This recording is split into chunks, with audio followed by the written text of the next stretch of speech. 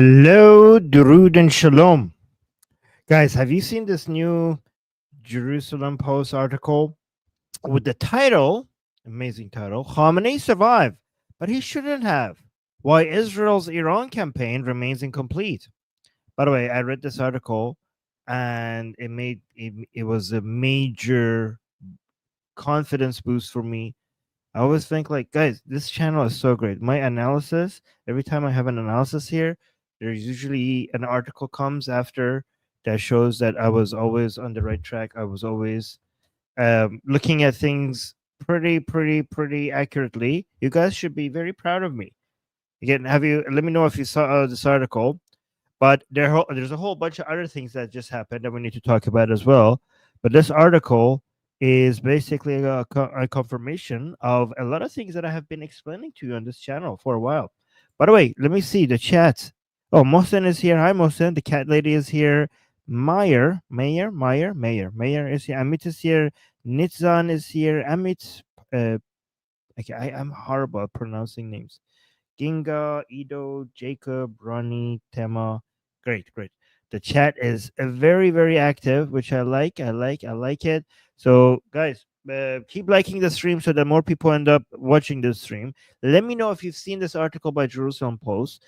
I'm going to be giving you the gist of it so you guys understand. But there are a lot of other things happening right now as we speak. Netanyahu is supposed to go to the U.S. today to meet with Trump. What time is it in U.S. right now? Is he there now? Is he supposed to be in Washington D.C.? Oh yeah, it's today. It's right now. Have they already met? It is a closed meeting. There's not going to be any Q&A with reporters, so that sucks. But also that means that the discussions are very serious and not just like for showing. Like it's not just a gesture. It's just not for show. It means that there's a serious conversations happening there. And the obviously one major topic, the topics that Netanyahu and Trump are going to be talking about are three. Like there are many things, but three are the three most important ones is the upcoming ceasefire agreement with Hamas, and also the Abrahamic Accord, getting back into that. But of course, one of the main conversations they're going to be having is going to be about Iran. And guys, basically that meeting is going to be the meeting that determines whether or not they're going to go for the kill or not, right? So, by the way, let me see if this article I pronounce your name perfectly. Oh, thank you. That's great. I didn't know that. Next time I will probably pronounce it wrongly. Title might be against YouTube. Okay, also. Tema is saying, Armin, are you sure the video title might be against YouTube TOS? Kind of sounds like a call to violence. A call to violence? It's war. That guy is a terrorist. It's war. Like we're in the middle of war. That's different. It's not like he's not like a citizen. Like he's kind of like Bin Laden. Or like if it's against TOS, would it be against TOS to discuss the Adolf? Like I don't know. Yeah, I don't know. I hope not. I don't think so. It's Khamenei. Everybody is discussing it. This is like a topic. This is a Jerusalem Post article. I mean, let me read you the Jerusalem Post title. Okay, again, Khamenei survived, but he shouldn't have. Why Israel's Iran campaign remains incomplete. Let me actually tell you what this article is saying because it's pretty interesting. Okay, so the main argument of the article is about a golden moment that it shouldn't have been missed, but we're not over yet, so we still have a chance. Okay, so it's saying again, this is a Jerusalem Post. It's a really good article. You guys should go check it out. It says it basically makes these arguments. Israel executed a powerful and largely successful 12-day aerial campaign in mid-June, striking Iranian nuclear sites, military infrastructure, missile bases, radar system, and high-ranking commanders. Okay, we all know that. Despite this military triumph, described by the author's name is Ilan Pomeranc. Okay, saying a golden moment of historic triumph. Two critical errors left the campaign incomplete. So the author is arguing that Israel made two mistakes. Two mistakes. Error number one. This is what I have been saying. Okay. And guys, this is the source of this is Jerusalem Post. This is coming from a friendly source. Okay. It says error number one, letting the regime's Supreme Leader Khamenei survive. Israel failed to target Ayatollah Ali Khamenei, the Supreme Leader, and also, the linchpin of the regime's decision making. Oh, but it also mentions, guess who? Mojtaba. It also mentions Mojtaba Khamenei. Let me actually go to the main article, see if it actually. Yes. He argues that basically, guys, this is amazing. This is what I have been saying. So Khamenei and Mojtaba need to be taken out, not just Khamenei. If Mujtaba is not taken out, that's going to be a big mistake. Like that's going to give the regime a chance to revive itself, like true Mujtaba. So the author, I think his name is Pomeranc, argues that this was a massive strategic oversight as long as Khamenei lives and commands the Islamic Republic. Again, I'm saying Islamic Republic, but what's written here is Iran. The Islamic Republic remains able to reset, redirect, and retaliate. So that was error number one. Guess what error number two is for Israel? Guess what that is? What the author is suggesting was error number Israel. Even though the 12-day war was masterful and was amazing, and Israel did an amazing job, what do you think the article is suggesting Israel's error number two is? Oh, I appreciate Israelis in the chat keep like saying King Reza Pahlavi. You guys are amazing. I love you guys. Oh, Amir is here. Shauna is here. Angry Keyboard Warrior is here. Mohsen is obviously here. Always. Sid is here. You guys are awesome. Angry Keyboard Warrior is saying I didn't read the article, but guess. That's why I'm saying guess. So the first mistake of Israel. I mean, you're awesome. It's always great to have you in the chat. But guys, guess what the second mistake of Israel was? This is actually very interesting. I actually agree with it. Stephanie is here. Hi, Stephanie. Hey, Heavy Gretel is here. Oh, wait. You guessed? Angry Keyboard Warrior, you're saying, I guess the U.S. involvement in it. Yes, you're right. Good job, Angry Keyboard Warrior, without reading the article. That's perfect. So the second error is the reliance on U.S. support at Fordo. Israel permitted the U.S. to participate in the strike. I mean, they actually asked for it. On Fordo, uranium enrichment facility on June 22nd. Pomeranc claims that this was a grave mistake. U.S. involvement diluted the operation's independence and made it less effective and less thorough. The Israeli operation originally had momentum, but introducing another actor disrupted its precision and completion. So, what was Israel's plan? This is very interesting. What was Israel's plan? Let me actually check. Because they didn't have the bunker busters to hit Fordo. Were they going to hit commando? Like, were they going to use like just clear the area and then just send commandos to go down and the site and explode it like that? Let me check. Let's go through the details. Israel's original plan for Fordo was likely to completely destroy or render incomplete the underground uranium enrichment facility, thereby crippling one of the regime's most fortified nuclear sites. Here's what intel: total neutralization, use bunker busting, munitions, or advance, disable, prevent any future white matter. Okay, but they didn't have the bunker busters. Like how if he's arguing, so here's what I think the original plan should have been. The original plan is forget trying to destroy Fordo, just go for regime change.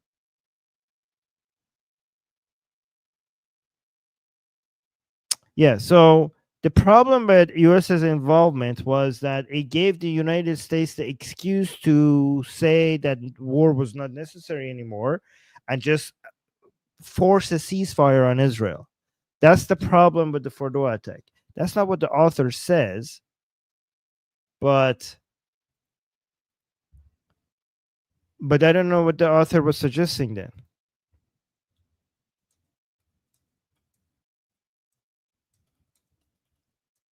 For Israel to do without United States. What is so? Even though Israel didn't have the bunker busters to destroy Fordo alone, they still screwed up by involving the U.S. because doing so watered down the mission. Okay, so the author is not as thorough as me. Like, I think I did a better analysis like this. Okay, so if we say like, oh, United States got involved and messed up the attack, and then basically made Israel look like it relies on United States. It wasn't as clean anymore. It made Israel look dependent. That's not really the problem with U.S. involvement. I mean, everyone is dependent on United States. Every country in the world is dependent on United States. The problem with getting the U.S. involved was that it basically stopped the toppling of the regime. Israel, I mean, if United States wasn't able to completely destroy Fordo, Israel wouldn't have either. The only solution is regime change, and the Fordo attack basically stopped the war from continuing all the way to regime change. That is the problem with the U.S. involvement. That's what the author should have said. Yeah. Yeah, Amir saying there was a huge momentum, and Trump stopped the momentum. We were so close, guys. We were so close, and Trump stopped it. And again, a lot of Americans are like, "Oh, don't bring us into war." I mean, Israel wasn't dragging the U.S. into the war. All you had to do was just stay out of the way. So let me actually see what else he's saying. Why these Mr. Khamenei? Okay, so Khamenei is still ruling. The Supreme Leader can orchestrate Iran's strategic rebound, deepening. Yeah, guys. So right now, as we're speaking, Netanyahu and Trump are speaking about the next steps with Iran. So what I hope the discussion is going like is that Netanyahu is going to convince Trump that he did the best of jobs. He's the best president ever. He's the best ally of Israel. He did such a masterful job in Fordo. And Israel will listen to Trump. Israel was so loyal to Trump. And when Trump said, bring back your planes, Israel listened because they're such a great ally of the United States. However, even though Trump did everything right, and Trump is giving the Islamic Republic all the ways, all the excuses for them to find a way to come up with peace and basically stop the war, the Islamic Republic has done multiple things. First of all, they have said that they have committed to continue to enrich uranium. Second, they have issued some fatwas against both Trump and Netanyahu to kill them. And they have recommitted to just wiping Israel off the map. And a lot of other. By the way, I saw President Pezeshkian on Tucker. Did you guys see that? That was horrible. Trying to that was. Did you guys see the interview Tucker Carlson did with President Pezeshkian? It was. Did you guys see how he basically did not challenge Pezeshkian on anything? It was so bad. Basically, every anti-American position that we have seen the regime take, since the attack, the Fordo attack. Pezeshkian just came and denied all of that, and he made it seem like the Iranian regime is actually pro-US and just only anti-Israel. And Tucker did not push back on anything. Like, he was just basically allowing Pezeshkian to come and just do the propaganda of the regime, basically the reformer side of the regime, trying to convince Americans that the regime is not anti-American and only anti-Israel, making Tucker's followers love him and love the Islamic Republic, because they're like, oh, these people are just anti-Israeli and they have no problem with Trump or United States. And Tucker didn't challenge. Like, there are so many easy things to point to show that he was bullshitting, and Tucker just allowed him to just spread the regime's propaganda to his audience with no pushback, absolutely zero pushback. Like, look how Tucker treats people who want to defend Israel. Look at the way he mocks them, interrupts them, challenges them in an interview. But with Pezeshkian, he was just allowing him to just come and spread his propaganda. And again, this is what the Islamic Republic, Tucker Carlson did exactly what the Islamic Republic right now needs to survive. Basically, the Islamic Republic right now needs to convince the isolationist Americans, the MAGA people, which have pressure, which have some leverage over Trump. So this is what the Islamic Republic knows. The Islamic Republic knows that MAGA has some leverage over Trump. Basically, they can influence Trump. And the way to get to MAGA is with the shared interest, the shared hatred that isolationist MAGA have for Israel, and the regime in Iran has for Israel. There's a bridge now being made between the Islamic Republic and isolationist MAGA. So basically, the Islamic Republic is finding a method of influence on Trump through the isolationist MAGA, and Tucker Carlson is building that bridge for the Islamic Republic. It's absolutely insane.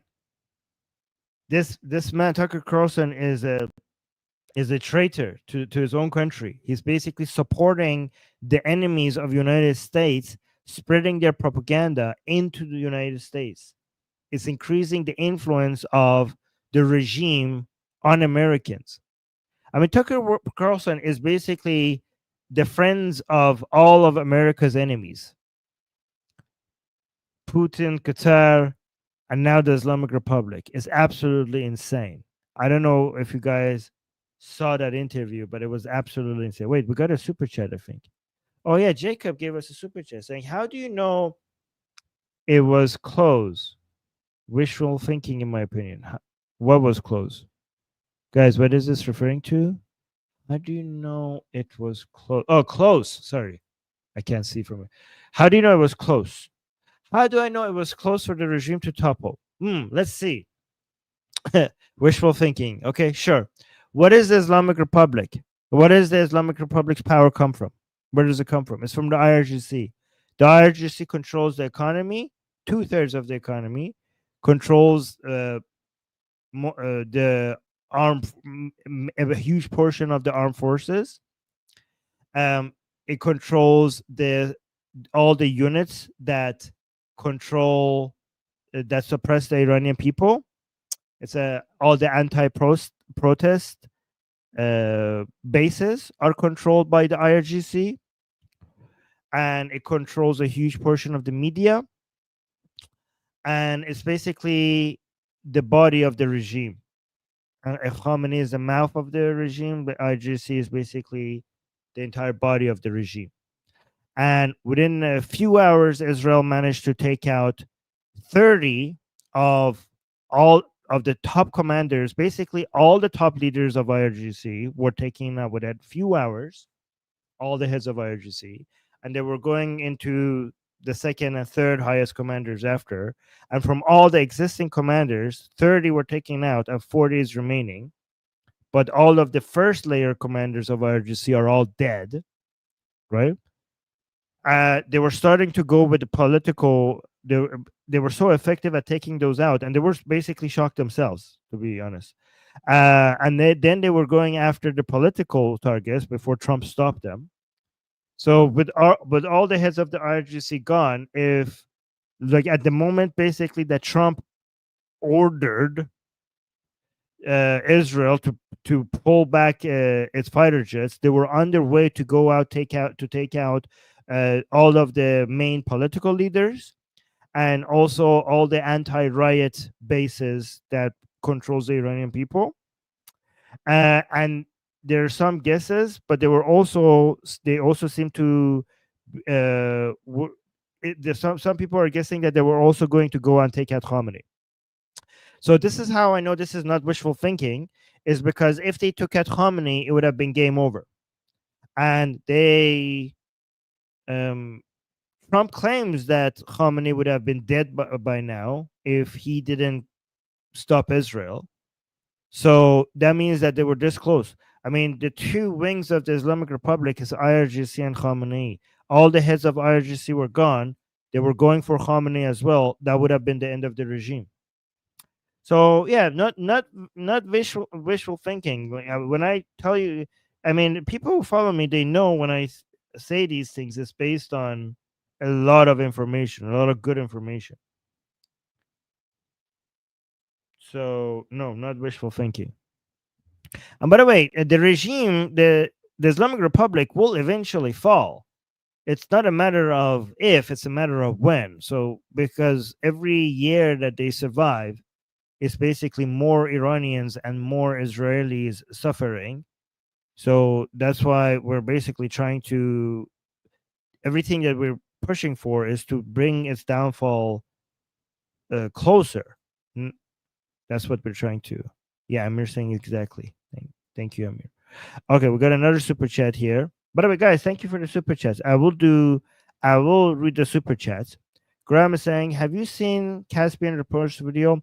It was one of his worst. Yes, it was absolutely horrible. He has fallen for the propaganda, the pro-separatist and anti-Pahlavi propaganda is absolute horseshit. And I don't know if because he's an Azeri and he has some sympathies with the Azeri cessationists.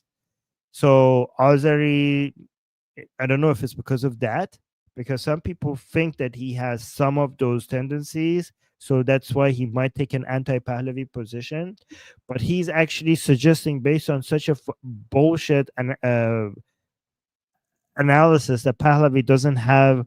So his reason for why Pahlavi doesn't have support in Iran is because he said there are some bot accounts, some Arabic bot accounts promoting Reza Pahlavi, which is bizarre because he's ignoring all the Persian accounts that are always supporting Pahlavi. They have always consistently been supporting Pahlavi, and I don't know why he's only paying attention to some Arabic accounts, which I actually suggests that the Pahlavi, that's actually the reasoning that he had for why Pahlavi is not popular in Iran, shows that the Arab countries, the government of the Arab countries in the region, they're also now putting some investments into promoting Pahlavi, because even they are realizing Pahlavi is the only option. But he ignores the organic support Pahlavi has, and is he went on full conspiratorial.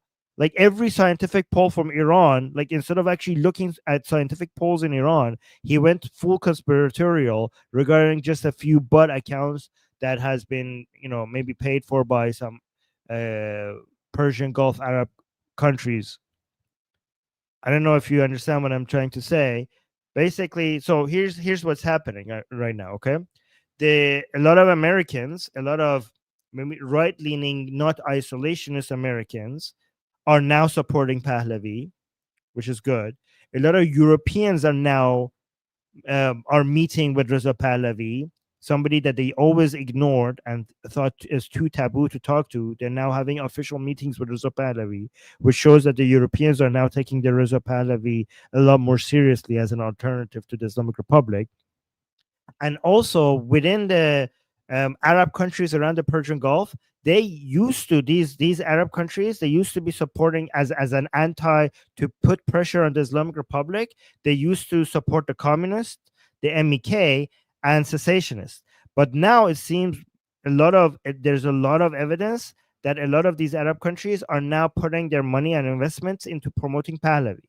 So, which is good, which means that they're realizing that this is the alternative to the Islamic Republic. So what Caspian Report did is like he went and showed that some of these promotions are paid for or bots. So and he thought that this suggests that there's no local support in Iran for Reza Pahlavi. And his analysis was that when the internet in Iran was cut, the amount of likes that these posts were getting stayed the same, which is bizarre because these are Arabic posts. This is obviously not Persian, so of course they will remain the same. So the actual way that you will go analyze to see if within Iran the support for Reza Pahlavi is high is by academic polls, academically collected data. That's how you would realize that. But I don't know why he was trying to. His video, he actually in it he was trying to say like, oh, I'm not actually supporting cessationism, but he was basically trying to, at the same time in that video, he was trying to show that Reza Pahlavi is not a good alternative, which ethnically orientated cessationists would do, which seems like he is doing that as an Azeri. And then in that same video that he comes up with all this propaganda against Reza Pahlavi, he then goes and supports, basically without admitting that he's doing that, supports the Azeris as the main force against the Islamic Republic, and something that Israel is putting their support behind, which is so interesting that because if he did only one of these things, it wouldn't be suspicious. But anti-Pahlavis are basically ethnic cessationists so anti-Pahlavis are usually ethnic cessationists or MEK or leftists. Most of them have anti-Israeli viewpoints, right? And for him to put these both in his videos was kind of sus. Do you understand what I'm saying? Let me know if this is too high level. Like, are you guys like? I want to make sure that you guys are understanding why I am very suspicious with Caspian Report.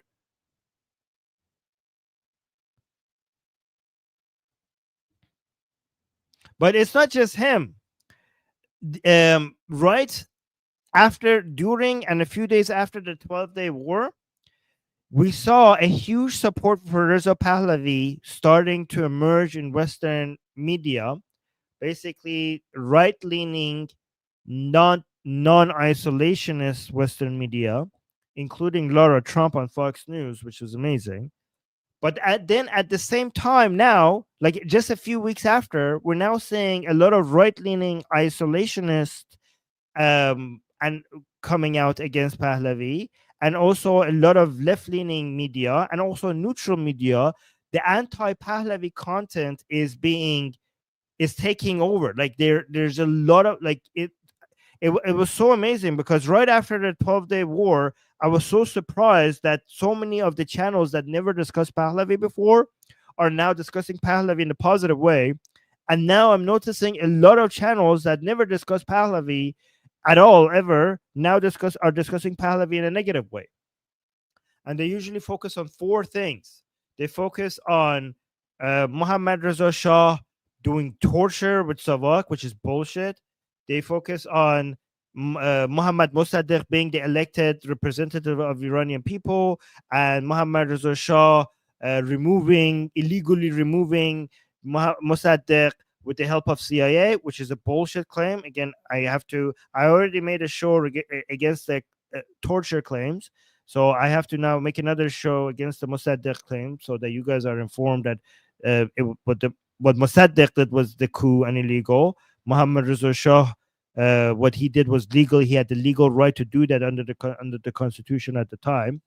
I will make a show about that. And then another thing they're focusing on is claiming that Reza Shah was allied with the Nazis. I have to make a show dedicated to that, basically responding to that bullshit. And then last one is that Reza Pahlavi, Prince Reza Pahlavi, right now might have a lot of support among Iranian diaspora, but he doesn't have a lot of support among Iranians inside Iran. That's also bullshit. Every poll after poll after poll shows that Reza Pahlavi has the highest support in Iran with a huge margin compared to everyone else, anyone else. So, but there's a lot of right now because there's there's a lot of anti-Pahlavi propaganda being spread everywhere, and we need to make sure that we respond to that, because the only hope that we have for the Islamic Republic to fall and Iran turn into a secular democracy that is friendly to Israel is Pahlavi, right? By the way, guys, any Israelis that think that maybe supporting the Kurds or the Azeris or the Arabs for secession as a way for the Islamic Republic to fall, there's two reasons why that's a very bad idea. First of all, if you start trying to support some ethnic, first of all, among these ethnic groups, the support for secession in Iran is very low. This is like the Kurds mostly consider themselves Iranian first, and they want Iran to remain intact. Okay, so this is a small percentage of the people within these ethnicities. But if you actually support that, we're going to have years of civil war and more conflict in the region, and the instability is not going to be good for Israel, right? So Israel is a country that is trying to bring more peace into the Middle East because it benefits from peace. So the chaos that will that we were going to have for supporting separatist groups is not good for anybody, in the Middle East. But second of all, many Iranians now love Israel, and Iran is a country of more than 90 million people, and it is within the best interest of Israel to get more of these people be allies of Israel. If we support anti-patriotic, anti-nationalistic, anti-Iranian movements just to attack the Islamic Republic, then even if the Islamic Republic goes away, whatever comes in its place is going to be unfriendly to Israel again. So we basically are going to replace the Islamic Republic with something else that continues to be unfriendly to Israel. The only way to solve Israel's problem is to have an Iran that is friendly to Israel. And you only get an Iran that is friendly to Israel with supporting the patriots and the nationalists and the Iranians who love Iran, who want to keep Iran intact. And you can only do that by supporting Reza Pahlavi, not the separatist Kurds, not the separatist Arabs, and not the separatist Azeris. Only the patriots and the nationalists who believe in Iran's border integrity, who believe in Reza Pahlavi, and also here's another reason why this just works perfectly. The Iranian nationalists and patriots are also the ones who believe in the strong bond between Iran and Israel since Cyrus the Great. So disappointing those people is not going to serve Israel.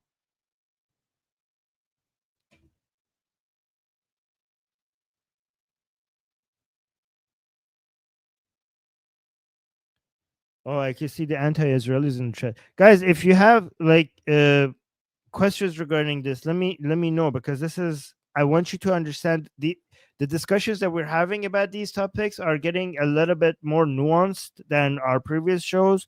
I want to make sure that everything is absolutely clear with you guys, okay? So, by the way, guys, I don't know if you saw this. The former U.S. commando, Robert O'Neill. Do you guys know Robert O'Neill? Does that name ring a bell? Robert O'Neill is the person that shot Osama bin Laden. Okay? So he has come out and offered to K the Khamenei, the Supreme Leader. Okay, so he has came out and offered to Trump that if you send me to Iran, I will take care of this man for you. Okay. So I don't know. That was interesting. That was in the news. So the guy that took out Osama bin Laden is now volunteering to go to Iran to take out Khamenei. So a lot of interesting things are happening. That the Jerusalem Post article, Netanyahu being in Washington D.C. today. By the way, guys, maybe I think that our next stream is going to be about that, because as we're speaking, this is right now happening as we're speaking. So I wonder what the results of that is going to look like. I'm going to see the post, so even after the stream, I'm just going to be glued to the news saying what are the outcome of the discussions between, because they probably are going to, both of them are going to make a statement about the discussions that they have had. And every time, this is one of the most historic meetings in the history of the Middle East. The meeting right now in Washington D.C. between Netanyahu and Trump, basically history is being made right now as we're speaking.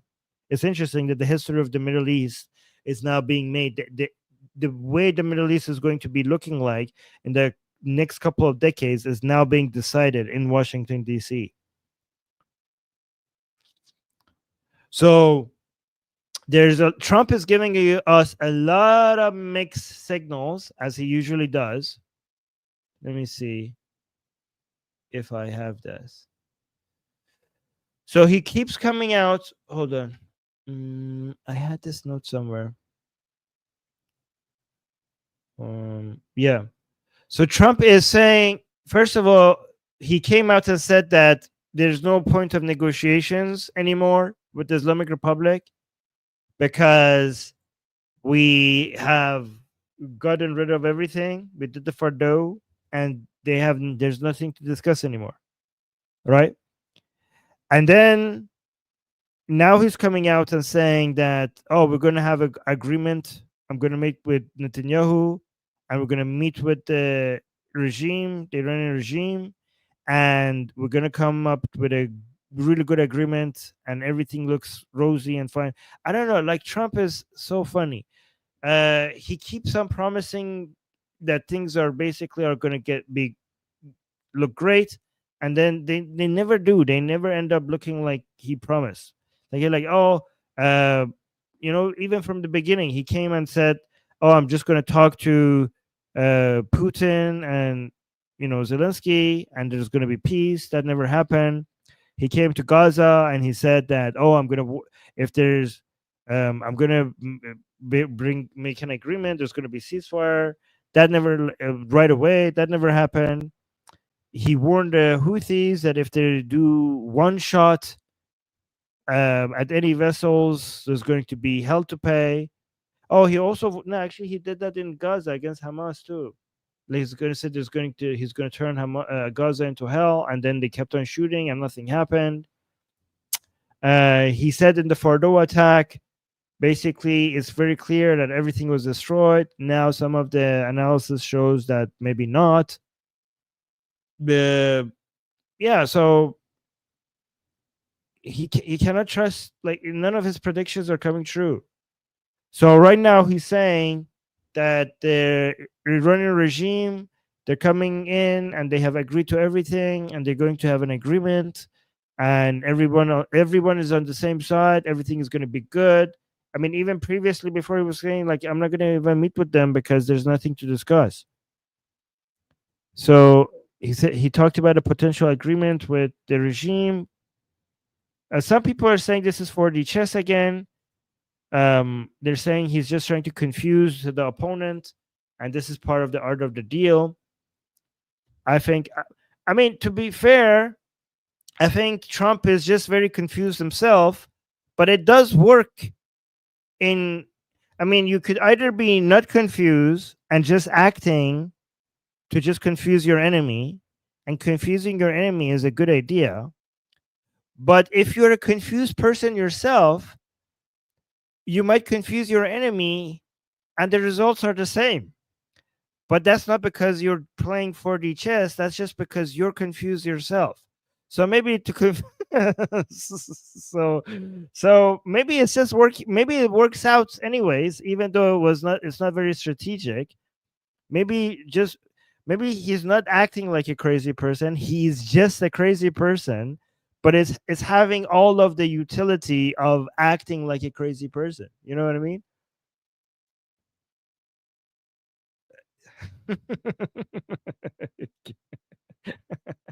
I don't know. But he's like, there's so many contradictory statements. Like, he comes in one day and he says something, and the next day he comes and he completely.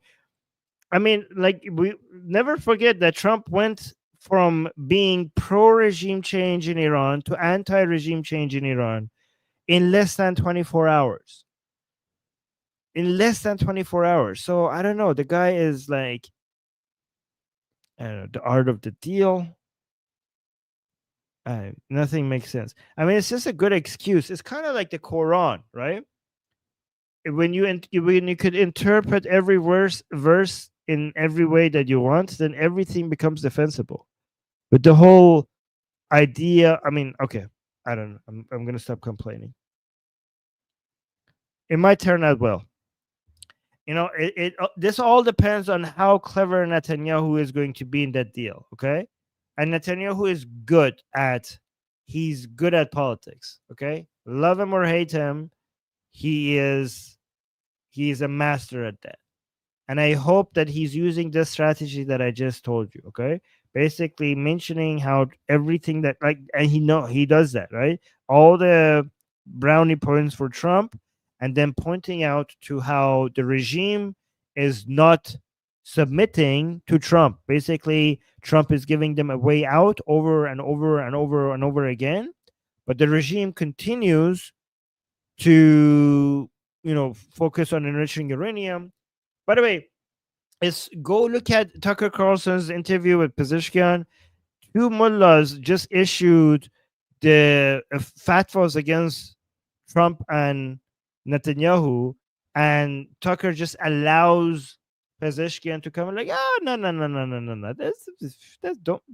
that wasn't that bad. Like, anybody that watches that interview, because this is the good thing, this is why the reformers are very dangerous, right? So what we need at this moment is for Netanyahu to be able to convince Trump that the Iranian regime is not to be trusted. Look how aggressive they are, even though you're basically trying to be friendly with them. That's basically Netanyahu's angle. That's what he should be pushing on when he's meeting with Trump. And this is why the hardliners are what we need right now.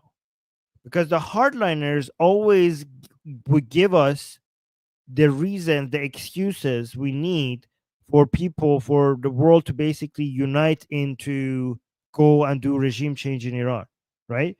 The reformers, which are actually as dangerous as hardliners, sometimes even more, they're more aggressive than the hardliners, but they know how to play politics, and they will show a friendly face.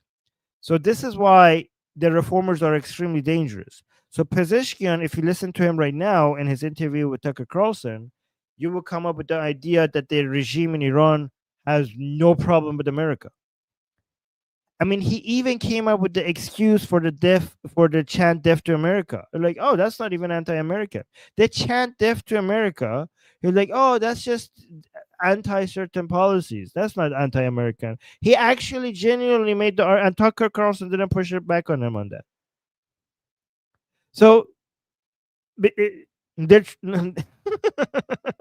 he's just coming here on the show, on Tucker Carlson's show, making the regime look like they're pro-America, and that is the problem. That if Trump hears the voices of the reformers, he might get fooled by them, and if he hears more the voice of Netanyahu, then it's more likely that U.S. will give the green light to Israel to go finish the job and basically take out Khamenei and his son Mujtaba Khamenei, Ali Khamenei and Mujtaba Khamenei. And Tucker Carlson might be able to save the Islamic Republic by getting the voices of the reformers to the ears of Trump and making Trump feel friendly with the regime, because the reformers will make, if reformers get a chance to get to Trump's ears, then Trump might actually get fooled that these people are my friends. Wow, we got 2 super chats. Thank you so much.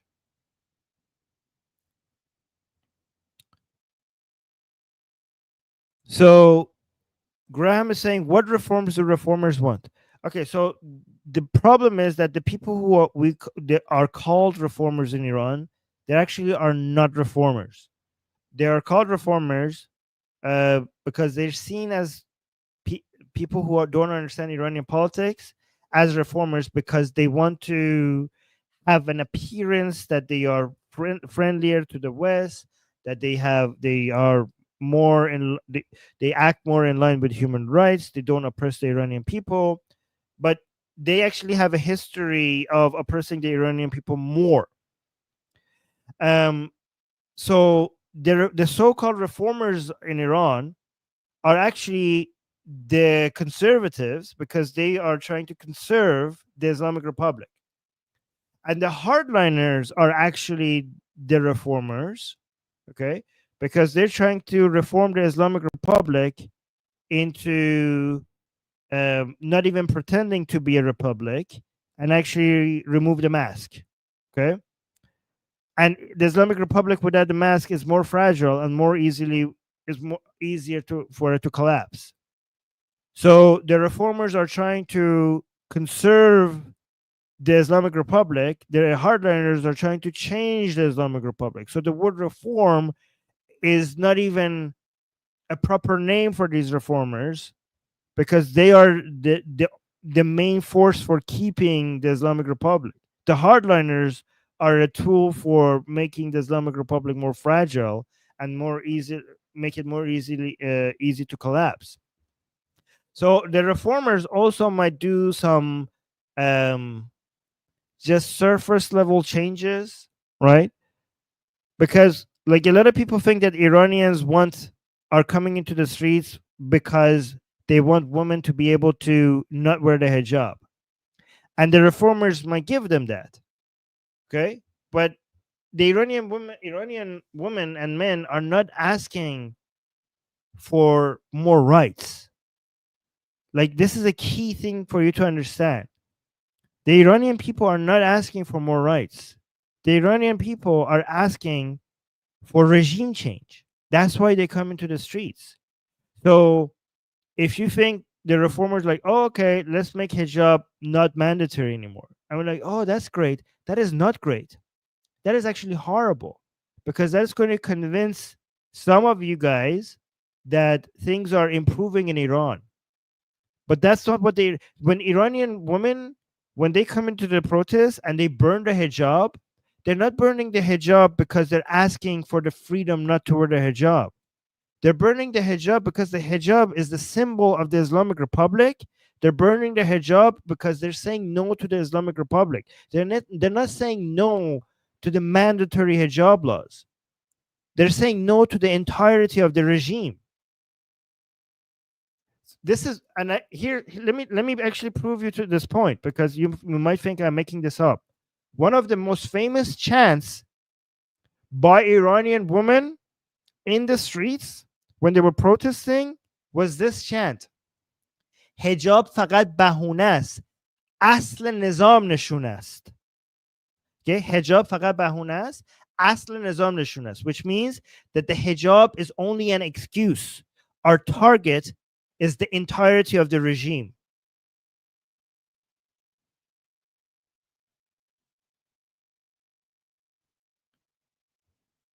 In this, basically, the hijab has been the tool for the regime and also by the protesters. The hijab is not, for the regime, the hijab, the mandatory hijab laws, is not about enforcing Islamic laws. It's more about, it's basically the flag of the regime. It's about demonstrating its control over the people and demonstrating its presence everywhere, in every street, in every store, in every corner. It's basically showing that I'm here and I'm watching. So in the same way that the hijab by the regime has always been used as a symbol of its strength and its control over the streets, take, so it's a tool. The same hijab has turned into a tool by the protesters to show their dominance of the streets and their ability to not wear the hijab. And everywhere that women are without the hijab, that's basically a territory that the Iranian people consider that has been taken away from the regime and now belongs to the people. That's how they see it.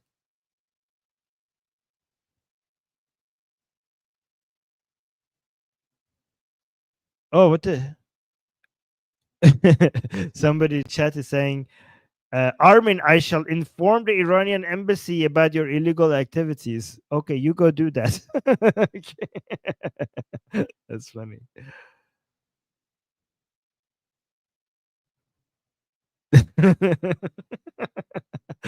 Oh no. What should I do? Wow, this is beautiful. No, no, don't ban him. Don't Chief Wiggum, don't ban that guy. I like him. Don't. It's funny. Somebody is asking, can we ban him? No, don't ban. Oh, we got another super chat by Jacob. Thank you for the super chat. Jacob saying Islamic Republic has discovered anti-Israeli, anti-Jew is popular. They're shifting to Magbar Israel only. Yeah, basically that means D to Israel. Philistine mental illness is widespread in Iran as well. Well, less in Iran actually than in some Western countries now, I think. I mean, in Iran, you could find the highest number of pro-Israeli population support in the Middle East outside of Israel comes from Iran. I think outside of Israel, the highest number of pro-Israelis are in Iran and India. When you want to find like a large amount of support for Israel, I think the two top countries that are not Israel are Iran and India.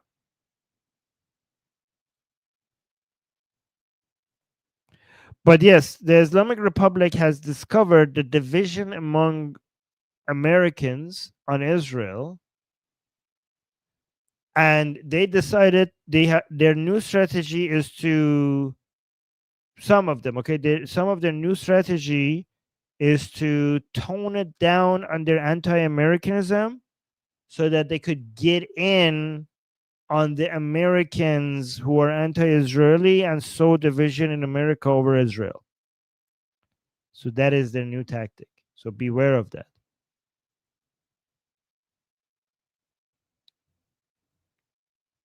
By the way, hold on. Jake and Graham and Mohsen, you guys have been the most active people in the chat. So thank you, Mohsen, Graham, and Jake. You guys are amazing for keeping the chat so lively. I can see the rankings now. I appreciate that. And yes, Javid Shah by Stephanie. Guys, it's I really would appreciate if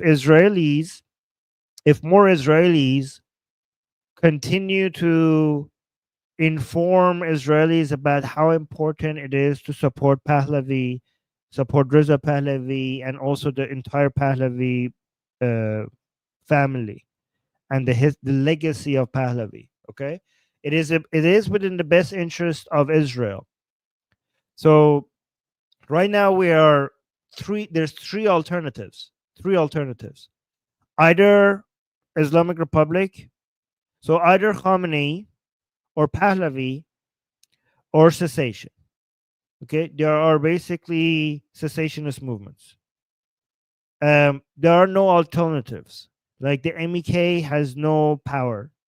Okay, the leftist communists in Iran have no power. There are no other opposition leaders that come even closer to Reza Pahlavi. Like there's not a single name that you could mention that has the branding power and the recognition of Reza Pahlavi, right? So when it comes to the opposition to the Islamic Republic, there are two options that people consider. One is Reza Pahlavi. One is supporting cessationist movements like Azeris, Kurds, and maybe Baluch even, but mostly on the western border. So Arab, Azeri, and Kurd, right? That is a horrible mistake. First of all, because every single poll shows that their popularity is very low, not just among Iranians, but also among those ethnicities in Iran as well. So supporting those movements is just is not going to topple the regime. It's just going to make things more chaotic, but not just with the Islamic Republic, but with anything else that comes after the Islamic Republic. And it's basically a question of, are you looking for a short-term attack on the Islamic Republic, or are you looking for a long-term success with Iran? Because if you want a long-term success with Iran, you have to become allies of the Iranian people. And by the way, let me actually tell you something.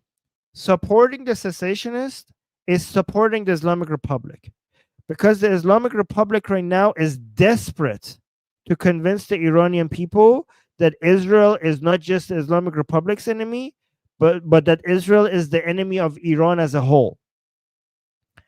And they would love it. The Islamic Republic would love if they could find any Israelis that support cessationist movements, because they will zoom in on them, they will use them, and they already have. Like every time they find an Israeli that is supporting cessation, they will basically, like for example, Netanyahu's son, unfortunately, right?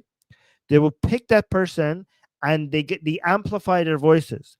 So you have to question, as an Israeli, if the Islamic Republic is amplifying your voice to Iranians, then who are you helping?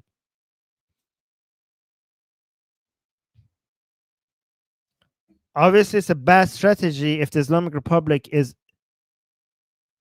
is advertising your view. The Islamic Republic fears Reza Pahlavi. The Islamic Republic loves cessationist movements to be somewhat of a threat, so that the Iranian people have a rally around the flag moment. So be careful with that. Reza Pahlavi is the only alternative that you need to be supporting. Bar, thank you so much for the super chat. Bar saying Iran with or without Pahlavi, Iran might decide now. Yeah, Iran with Pahlavi, like Iran has decided. The Iranian people have decided. Iranian people want Pahlavi. Like every single poll shows that. I mean, so the poll shows that, but for them to actually make the decision, so instead of having a poll based on a group of people that have been selected based on نمونه آماری, what I forgot, based on a sample size, we need a همه پرسی, which is basically a consensus, like wow, my English is getting worse as my Persian is coming back. What is همه پرسی? Hold on a minute. همه پرسی. Oh yeah, well that's referendum. Referendum is referendum. No, something. Yeah. Okay. So we need some, instead of polls, we need everyone's decision. We need everyone to participate. Yeah, like a referendum. I guess referendum is good. So we need a referendum. But how could we have a referendum for all the Iranian people to participate while the regime is? So you're saying that Iranians have to decide. Well, the Iranians probably have made a decision, but the only way that we could actually get that decision officially recognized is through a referendum, which could only happen after the toppling of the regime. We cannot hold a national referendum while the regime is still in power, obviously. Yes, James is saying you're getting old. Yes, my or maybe I'm just tired. This is my second stream today, so cut me some slack.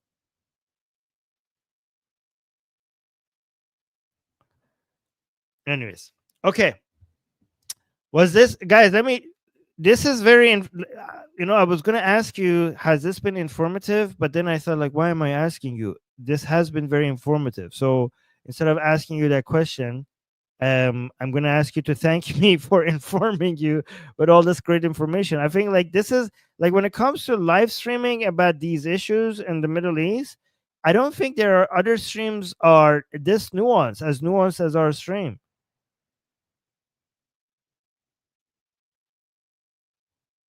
Oh, by the way, somebody mentioned this in the last stream, and then I just noticed that today Reza Pahlavi did come and announce that they have managed to through the through the they had like a way for the regime soldiers and officials to contact Reza Pahlavi and basically pledge allegiance to his movement. And through a platform that they have set up, through a safe and secure platform that they have set up. And apparently, they have already gotten 20,000 people from the regime coming to Reza Pahlavi's side, which is incredible. He has announced that. I mean, nobody else could achieve anything remotely close to that. So this again shows that why Reza Pahlavi is the only bet. But yeah, let me go back to bragging. Carl, thank you so much for the super sticker. That's thank you so much. You guys are amazing. Thank you for supporting the channel. Let me brag a little bit before I leave. I have watched some other people live streaming about this topic, and they're not even close to the level of this channel. I mean, I don't want to be humble about this. Like, not even close. Every single live stream I see about this topic, like, if we are at 95, 96, they're at like 5 or 10 with the level of nuance. So this does deserve this live stream, and all the other live streams that we do does deserve liking the stream. Okay, and if you want to do more, you could subscribe, you can hit the bell notification, leave a comment after the stream is over, and also if you really want to support us, consider becoming a member. Yes, the cat lady is saying, Armin, the best at humbleness. Yes, Nemo, 10 out of 10. Yes, let's get us to 100K subscribers. Recommend this channel. Nemo, yes. Love you too, Nemo. Yes, feed the algorithm. Feed it. Yum, yum, yum, yum, yum, yum. It's eating your legs. All right, guys, I'm going to head out. Please promote this channel, but more importantly, promote Reza Pahlavi, especially in Israel. Please talk about Reza Pahlavi in Israel. Okay, please. I appreciate that. Okay, guys, I'm gonna head out. Like the stream, and I'm Israel Kai. Javicha. Love you guys.